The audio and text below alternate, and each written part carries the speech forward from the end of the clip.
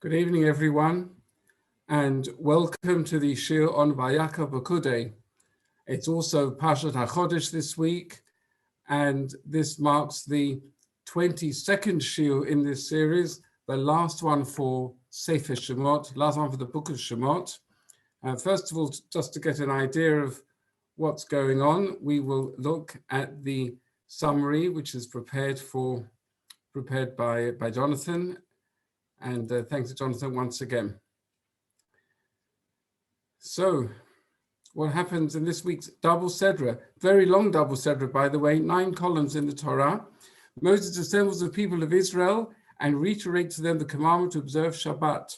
He then conveys God's instructions regarding the making of the Mishkan, the tabernacle, sanctuary. The people donate the required materials in abundance, so much so that Moshe has to tell them to stop giving. A team of wise-hearted artisans make the Mishkan and its furnishings, as detailed in recent Torah readings: 3 layers of roof coverings, 48 gold-plated wall panels, and 100 silver foundation sockets. The parochet, the veil that separates between the sanctuary's 2 chambers, and the masach, the screen that fronts it.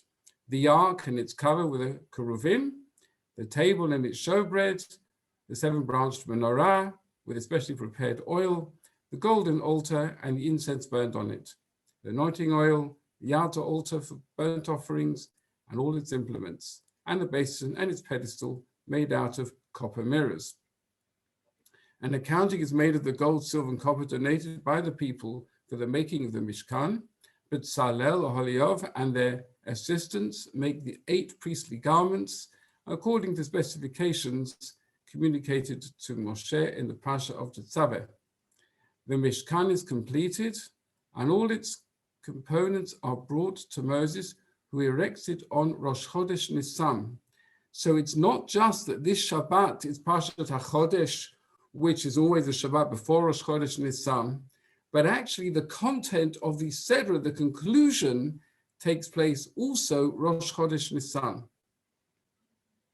And interestingly, the Haftarah for Shabbat HaChodesh talks about the 3rd temple, should be built speedily in our days. Anyway, back to the Sedra. He anoints the Mishkan with the whole anointing oil and initiates Aaron and his 4 sons into the priesthood. A cloud appears over the Mishkan, signifying the divine presence that has come to dwell within it. Now, the very end of the parasha is illustrated by this beautiful picture by Yoram Ra'anan. So, as we just said, the cloud covered the tent of meeting, and the glory of the Lord filled the Mishkan. So, when the cloud rose up from over the Mishkan, the children of Israel would set out in all their journeys. We'll be actually looking this passage towards the end of the Shul.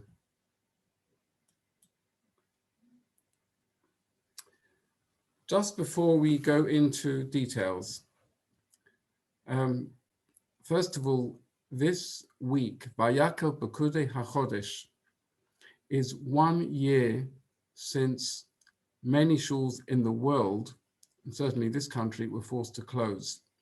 So last week, Ki Tisar was the last Shabbat we were open for, I think it was about 4 months.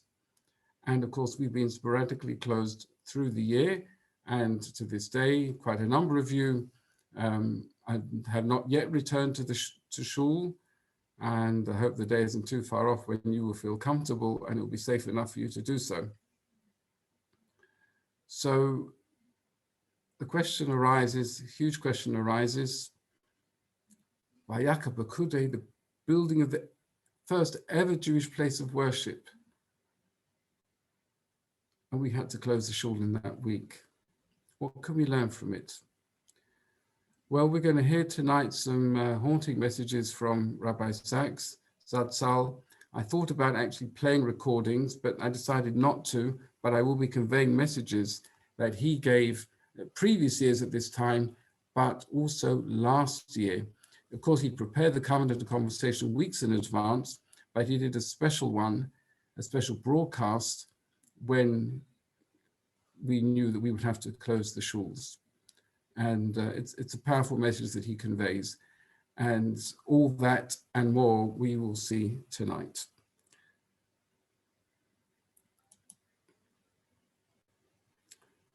Once again, my thanks to Emily for taking what I have done and making it look so nice. So I've called this Shul and Shabbat, our dual sanctuaries. When I say I, the truth is I always discussed it with Nechama beforehand, and that's how we ended up with this title, and you'll see why it is so relevant. Now, Shabbat, creation, Mishkan. Let's look at the left-hand column. This is from the end of Bereshit chapter 1, beginning of Bereshit chapter 2, which is read in Shul altogether. And this is a translation of the end of the creation and also part of the Vayakhel paragraph. And just so we're familiar with it, I'll show you it in Hebrew as well in a moment. And God saw that all he had made, and behold, it was very good. The heavens and the earth and all their array were completed. And God completed all the work that he had done. And God blessed the seventh day and made it holy. There we are, and made it holy, sanctified it. Now, why these quotes here? Why this in bold? So incredibly, there's a strong parallel between these verses and the verses on the right, which is the very end of the book of Shemot, this week's double parasha. Look at the words in bold. God saw, Moses saw, behold, behold. All the work of the tabernacle of the tent of meeting was completed. The heavens and the earth were completed. That's like the passive tense. Vayichulu hashamayim va'aretz, we say on Friday night. It's from the Torah. Vayakhel kol avodat mishkan, which means it was completed. And then we have the active. God completed the work. Moses completed the work. God blessed. Moses blessed. God sanctified. And Moses was told to sanctify it. So what's the meaning of these parallels between the creation chapter on the one hand and the Mishkan chapter on the other? And what they both have in common, of course, is Shabbat. At the end of creation, we've got the Vayakhel paragraph. God rested on the seventh day. In Vayakhel-Pekudei, the building of the Mishkan, we've got Shabbat mentioned at the very beginning. What is the significance of that? So these are all questions that we will be tackling this evening. You can see there is a triangular relationship, really, between Shabbat, creation, and Mishkan. What is it? How do we understand it? So here we have some aspects of the creation and the Mishkan, actually what we've just seen, but now it's in Ivrit, color-coded for simplicity. Vayar Elohim, God saw. Vayar Moshe, what did God see? Everything he had done, Kol asher asa v'hinei tov ma'od, and behold, it's very good. Now, in the Mishkan, it doesn't say it was very good. What does it say? V'hinei asu ota, behold, they had made it, all those involved in the work. Kasher tzivah Hashem kein asu. As God had commanded, so they did. That equals very good. When we do what Hashem wants us to do, not just what we think we should do, then that is the equivalent of very good. And here, the parallels in Hebrew that we mentioned before,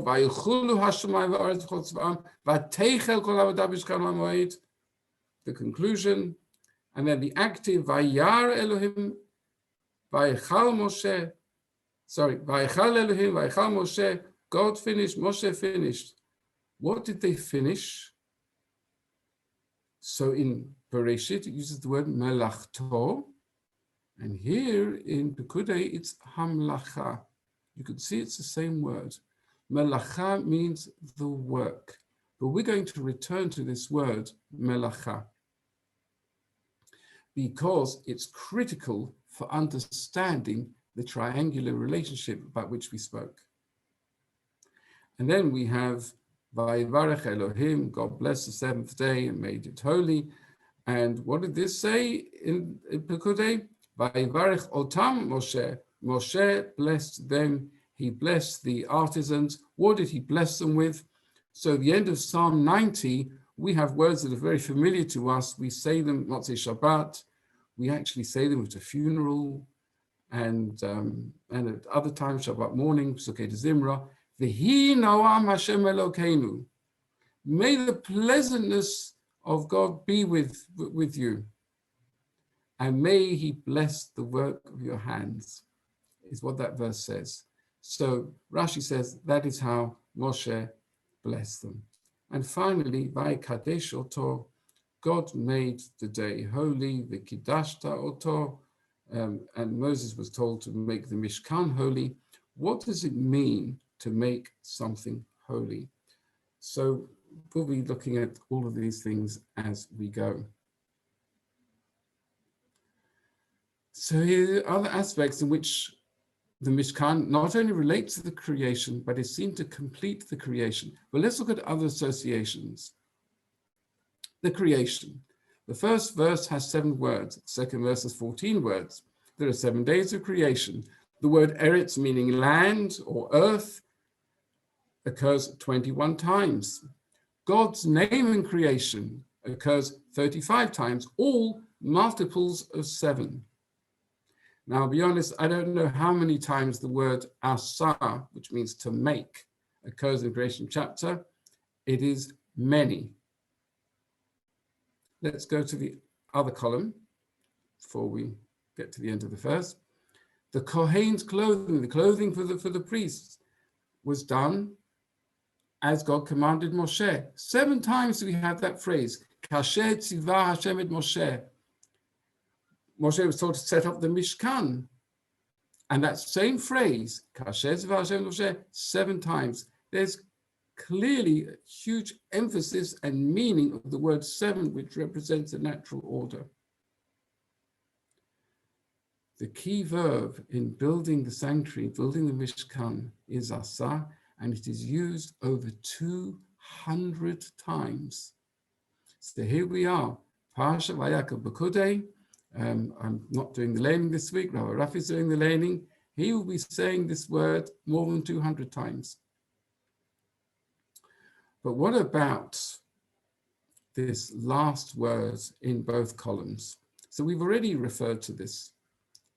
In the creation, in the Vayakhulu paragraph, the word melachto, his work, God's work, that occurs 3 times. The word melacha, the work of Moshe and Betzalel, Oholiav, all the artisans, there the word melacha occurs 39 times. That, of course, is hugely significant, as we'll see in a moment. So here we have the opening verses of Vayakhel, and we see how the word melacha occurs. And I put it in bold. I've also put the word kodesh in bold for future reference. But how does it start? So Moses called the whole community of Israel to assemble, and he said to them, these are the things the Lord commanded to make. Sheshet yamim te'aseh melacha. There's the word melacha. 6 days, work shall be done. Vayom hashvi'i, and on the 7th day, yelachem kodesh. 7th day is kodesh, holy. What does that mean?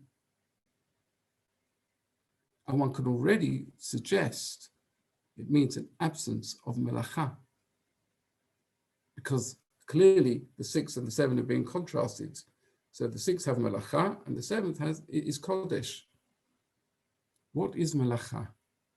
Shabbat Shabbaton Lashem Kol Sevo Melacha Yumat. So this is a complete rest, Shabbat Shabbaton, for Hashem. That's what we do every 7 days. And anyone who does melacha on it shall be put to death. And the last word on Shabbat, very strange, we're going to come back to it later.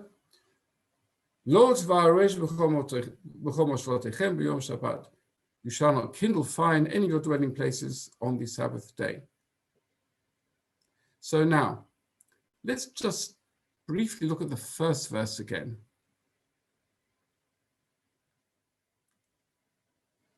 Where Moses said, these are the things that the Lord commanded to make. Of course, la'asot can also mean to do. And I'm going to repeat this verse a little later and give it a slightly different translation. Things. Whereas in verse 4, again, Moses spoke again, Kol Hadar Bnei Israel, to the entire community of the children of Israel, saying, Zeh hadavar, this is the word, but this is the thing which God has commanded to say. And it lists after that, I haven't included that here, all the materials that are going to be required for the Mishkan, the parts of the Mishkan that need to be made. And the first time the word malacha is used to describe the Mishkan, the first of 39, is in fact in verse 21 of this chapter. Every man whose heart uplifted him came, and they brought things for the work of the tent of meeting.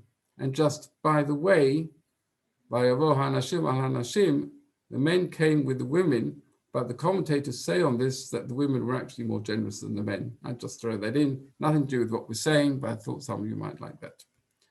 So, this word melacha, work, there is another word in Hebrew which means work, and it does occur in this double sedra, but not very much. That word is avodah. In modern Hebrew, if you say, I am going to work, you'll say, Ani holech la'avodah. But what's melacha? What is the difference?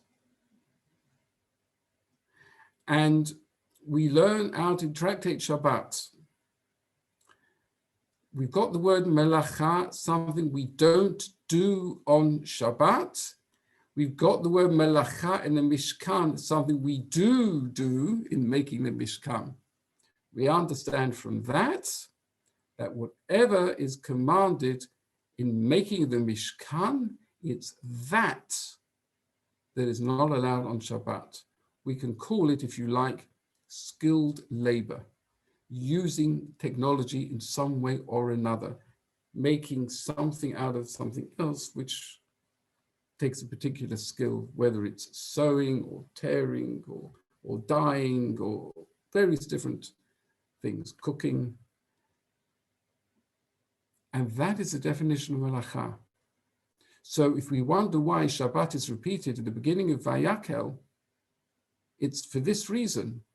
Till now, we've been told about Shabbat. Shabbat's a day of rest. Don't do, even if it says don't do melacha, which it does say in the Ten Commandments, we haven't had any definition of melacha. Now in Vayakhel-Pekudei, we have that definition. So we've seen that Shabbat and Mishkan, the building of the Mishkan, does not push aside Shabbat. We saw that last week as well. And in building the Mishkan, the acts of building, making the skills, define what is not allowed on Shabbat. Now, Rabbi Sacks comments, and so do many others, have to say, on the chiasmus that we have many times in the Torah, and we've used this a number of times before, this mirror image symmetry.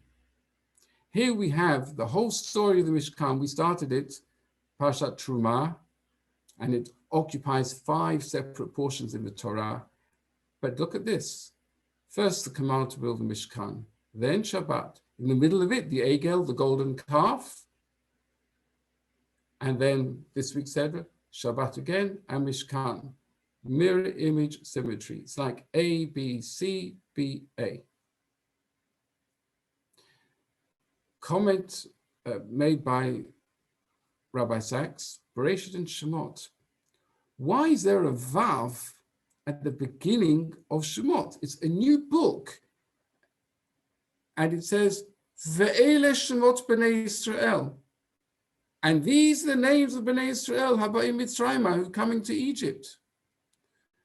We know all this. This is in Bereshit, it's in Vayigash. And meanwhile, Joseph's died. He's put in a coffin in Egypt. That's the end of Bereshit. And suddenly it's Ve'ele. And by the way, these are the names. Why is that Vav there?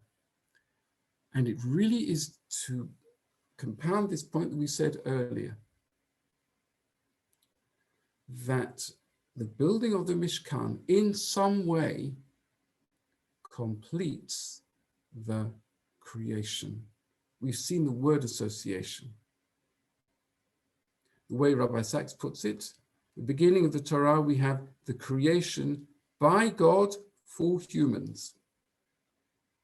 And at the end of Shemot, it's creation by humans for God, as it were, dwelling place. The words of Rabbi Sacks, Genesis begins with God creating the universe as a home for humankind. Exodus ends with human beings, the Israelites, creating the sanctuary as a home for God. But of course, there's more to it than that. So Rabbi Sacks uses this as an opportunity to talk about the difference between Kodesh and Chol. We referred to the fact that on Shabbat, it's going to be Kodesh. Moshe was told to make the Mishkan, the sanctuary, Kodesh, make it holy. What does that mean? And what's Chol? Every Saturday night we say in Havdalah, Hamavdil ben Kodesh lechol. God makes a distinction between Kodesh, that which is holy, and Chol. What does Chol actually mean? He says very nice, Chol is a space that God makes for humankind. Chol actually comes from the word Halal. Halal means an empty space with nothing. God, as it were, God fills the universe, but as it were, from our perspective, he withdraws himself, Tzimtzum, withdraws himself to make room for us. And outer space is called the Halal. Empty space, there's nothing there. Chol is that space that God makes for humankind. Kodesh, on the other hand, is the space that humankind makes for God. So, if we are told the weekdays are Chol, which they are, Yomei Chol, in modern Hebrew, Yomei Chol is weekdays, that's because God has said to us, just as I created the world, you create, you do your thing for 6 days. I'm making space for you to do that. But on the seventh day, I want you to make space for me. How do you do that? Tzimtzum, self-effacement. You stop creating, that's we. We pull back on Shabbat to allow God in our lives to a far greater extent than we do during the week. So, again, quoting Rabbi Sacks, so for 6 days a week, the days that are Chol, God makes space for us to be creative. Seventh day, day of Kodesh, we make space for God by acknowledging that we are his creations. What applies in time applies also in space, meaning the Mishkan, that is the place we make for God. That's holy places. By the way, the Shul as well. That's why we have to be so careful how we conduct ourselves when we're in Shul, because it's much more God's space than ours. And as we indicated before, therefore, at the end of creation, when God says it's good, that's the equivalent of what the Torah says so many times, as the Lord commanded Moshe, so he did, so they did. That's the equivalent of saying, very good, tick. By the way, generally speaking, when we nullify our will to do God's will, we create something that's holy because we're making space for God. Rabbi Sacks also comments that when we hold back and create space for others, that is also a sign of a good relationship. Certainly in terms of marriage, parents and children. Parents work to give children the skills, but it's important not to smother them. Let them be creative in their own way. Teachers in schools, all these different things. Give the children the tools, but give them the space to use those tools. I'd also like to quote Rabbi Alex Israel, one of the teachers in Ole from England, who teaches in Shivat Har Etzion. He puts it like this: our act of erecting the Mishkan is the continuation of creation. In fact, it's the perfection of creation. That is what we're aiming for. Not just, as the Ramban said, we'll remind ourselves in a moment what that was, but even the very perfection of creation. Rabbi Sacks raised the question, why is there a Vav at the beginning of the book of Shemot? Because Shemot is the completion of Bereshit. So let's remind ourselves, in our very first year on Shemot, we quoted the Ramban, Nachmanides, the exile is not ended until they return to their land and the spiritual level of their forefathers. When they left Egypt, even though they'd left the house of slavery, they were still considered to be in a state of exile. They were in a foreign land, wandering in the wilderness. However, when they reached Mount Sinai and set up the Mishkan, and God returned to them, establishing his presence among them, then they were considered to be redeemed. We recall that we asked the question, why is this whole business about the Mishkan stuck at the end of the book of redemption? We'd have thought it should be in Vayikra, which deals with the sacrifices, but this is the Ramban's answer. And he makes a few verse comparisons. Let's just see here. Why was the Mishkan built? To have a perpetual Mount Sinai. That the divine presence that rested upon Mount Sinai will now rest in the Mishkan in a more discreet way. The presence of God that appeared in Mount Sinai was with Israel for eternity, where it would have been for eternity, if we hadn't lost our way, in the form of the Mishkan. And he has here parallel quotes. So at Mount Sinai, it says, the cloud covered the mountain. We made this comparison when we looked at Mishpatim. The cloud covered the mountain, and God's presence rested upon Mount Sinai. And in the Mishkan, you can see the cloud covered, this time it's the tent of meeting, and God's presence filled the Mishkan. At Mount Sinai, we're told, from the heavens, he let you hear his voice. And the Mishkan, and he heard the voice from between the Kruvim. Lots of parallels. The Ramban says it so beautifully. The Mishkan is there to take forward what happened at Mount Sinai. So now, we asked the question at the beginning. With all this excitement in building the first ever sanctuary, the first ever house of prayer, the first ever place of worship, and Parshat HaChodesh, Parsha of renewal, and Haftarah, the third temple. And last year at this time, we had to do the opposite.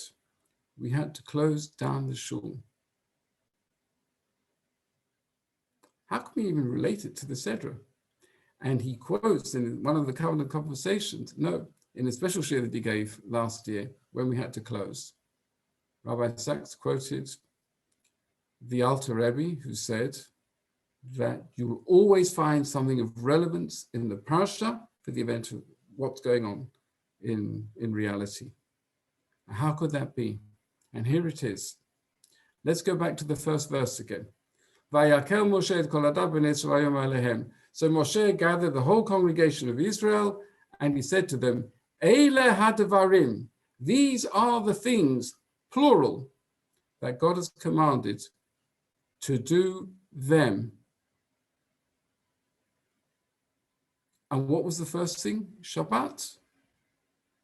As if to say, God gave Bnei Israel Shabbat, the sanctuary in time, even before he gave them the Mishkan, which is a sanctuary in space. So just to think about that for a moment. Sanctuary in time before sanctuary in space. So what situation were we faced with last year? We had to close the shul, but we still had Shabbat. And I can remember sitting in this room that I'm speaking from now. It was a very beautiful weather that Friday night. Not only did we close the shul, but society had largely shut down. And we heard the birds that Friday night, which in a way which I don't remember hearing for many years, if ever, because there's almost no traffic, there were no planes, life had changed. And it was Shabbat. And we knew that even though we weren't in shul together physically, we were observing Shabbat together spiritually. And that was our reality at that time. And that was our sanctuary. The shul could not be our sanctuary, but Shabbat could. And there have been times in our history where we've not had a sanctuary, a physical sanctuary at all, no temple and no shul either, for whatever reason, persecution on the run, whatever. But Shabbat has always been that island in time. So when we talk about from slavery to sanctuary, we should really be saying from slavery to sanctuaries in plural. But there was another aspect about that and all the other Shabbatot to this day, which I'll come back to in a moment.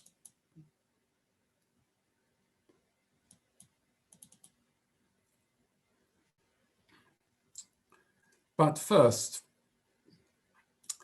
so we mentioned that there was a rather odd verse in the little Shabbat paragraph.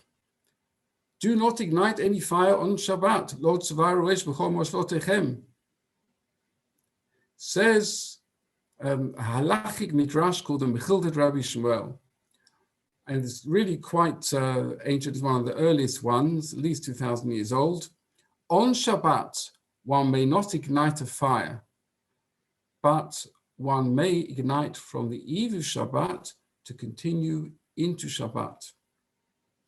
This goes against, by the way, the teaching of the Sadducees. In the days of the Second Temple, you had two groups at loggerheads with each other. And what's new? The Pharisees, the Sadducees, Purushim, Stukim. And the Sadducees said, we accept the Torah, but only the written Torah. And often that was for a leniency, but sometimes it was stringency. They saw this verse, Lo tzvaru esh b'chol moshlotechem b'yom HaShabbat, and they understood, not don't ignite any fire on Shabbat, don't light a fire. They understood it to mean don't have a fire burning. Therefore, they ate cold food and they suffered in the cold if it was cold. They weren't allowed to have any heating lit beforehand. Shabbos Goy is another subject.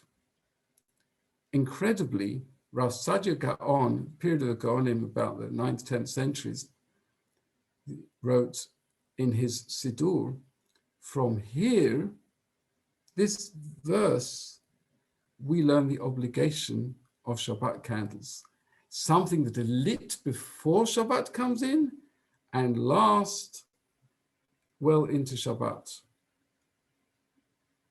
And another midrash takes the verse which we quoted before from Vayakhulu, Vayakhel-Pekudei Yom HaShvi Vayikadesh Oto. God blessed the seventh day and he sanctified it. Midrash says, God bless the day. Says, there's nothing better that sanctifies the Shabbat and elevates it than the lighting of the candles. And elsewhere, other verses are brought about the peace of Shabbat, the oneg, and peace.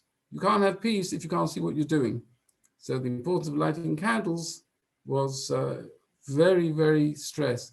Of course, today we have electric lighting in the houses, but in those days, when they lit Shabbos candles, it was the difference between having light, not having light. Going into Shabbat. And this is emphasized by this verse here in the parasha. The Tzeduk and the Sadducees had it wrong. And they not only suffered in the cold with cold food, but in the dark as well. Which is possibly why there are no Sadducees left today. And the Pharisees, well, we don't call ourselves Perusian Pharisees, but we continued their way. But there is another aspect. Of course, Shabbat, Mishkan, or Shul, prayer, they're all linked together, aren't they? We spend more time in Shul on Shabbat than during the week. Look at this.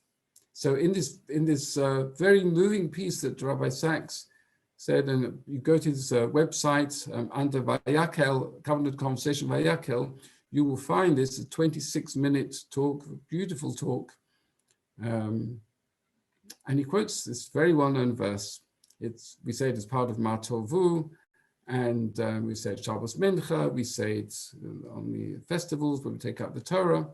And it's a verse in Tehillim, chapter 69. Va'ani, and I, tefillati, as for me, my prayer, lecha Hashem, to you Hashem et ratzon. It should be the time of favor. Elohim, Baruch, Chastecha, Aneni v'emet yishecha. In your great loving kindness, answer me with your faithful salvation. Rabbi Shimon Bar Yochai asks, what does it mean, Eit Ratzon, a time of favor? When is Eit Ratzon? And he gives the answer, that is the time when the community is davening. And Rav Soloveitchik says something remarkable. There is virtue in an individual making the effort to pray when the community is praying, even when davening at home, because their prayer is joined to that of the community and it's counted as if they were praying in the community. Where one can't get to shul, it's important to daven when the community is davening. And I'll go further than that. In fact, before I have anything to say, I'll let Rabbi Sacks speak first. Vayakhel teaches us there's a thing as a community in time, even if we can't gather it together in a place. And the way to do it is to daven when others are praying, and our voices will combine as they wing their way to heaven. And that is why throughout the pandemic, whether we've had shul or not, I've emphasized in the newsletter again and again, this is when we are praying. Let's all pray at the same time, even if we're not in shul.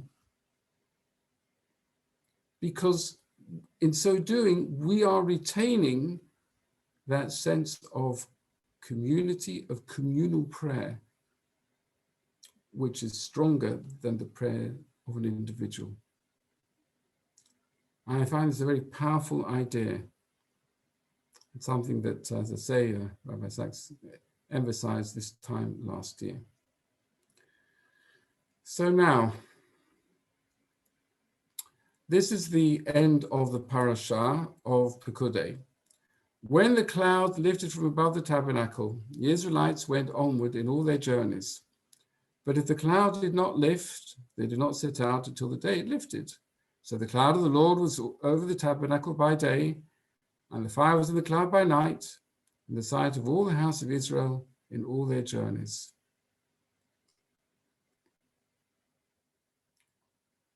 So the question is this.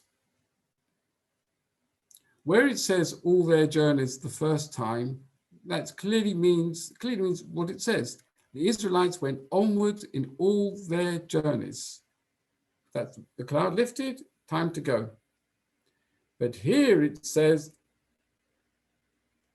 the cloud of the Lord was over the tabernacle by day, and the fire and the cloud at night in all their journeys. Well, no, it wasn't. When they were traveling, it was ahead of them. How do we understand this second occurrence of all their journeys? Because when they were traveling, the cloud and the fire were ahead of them. And when they weren't traveling, then it was over the tabernacle. Rashi says, a place where they encamped is also called a journey. And here are the words of Rabbi Sacks, and I have to say, I find them really quite haunting. This is the existential truth at the heart of Jewish identity. So long as we've not yet reached our destination, even a place of rest is still called a journey, because we know we are not here forever. There is a way still to go. And in the words of the poet Robert Frost, the woods are lovely, dark and deep, but I have promises to keep and miles to go before I sleep. So even though the Ramban points out that the erection of the Mishkan, God's presence over it, this is the fulfillment of the Exodus from Egypt. This is real redemption. And even though it can also be seen as the closing verses, not just the book of Shemot, but also the book of Bereshit, indeed the pinnacle of creation, the very last words in Pekudei, B'chol Masehem, in all their journeys. Life is a journey, even if we're sitting at home. And this last year, where most of us have been at home, most of the time, if not all the time, we're still on this journey called life. And there's still things to do, promises to keep and miles to go. So we have seen in this last shiur on from slavery to sanctuary, we've seen creation, Shabbat, Mishkan. I probably should have drawn a triangle. How connected they are. We saw the word malacha is in creation, it's in Shabbat, and it's in Mishkan. It connects them all. When we are creative, we are doing malacha.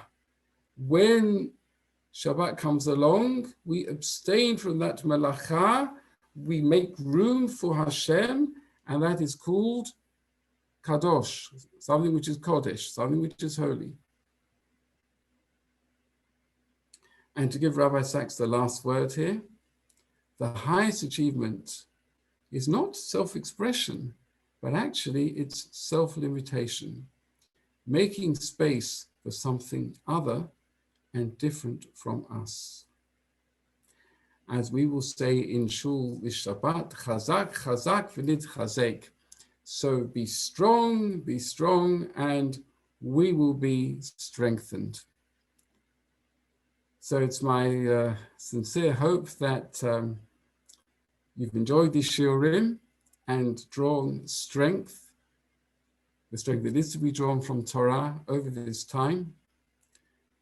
The series has now come to an end. As I mentioned at the beginning, it is my hope next week, probably Wednesday night, to give a shiur in similar format on the Haggadah, so we can really get into some deeper meanings into what's going on in Haggadah, which is on one hand very familiar to us, and on the other hand, some parts are quite difficult to understand. Thank you very much.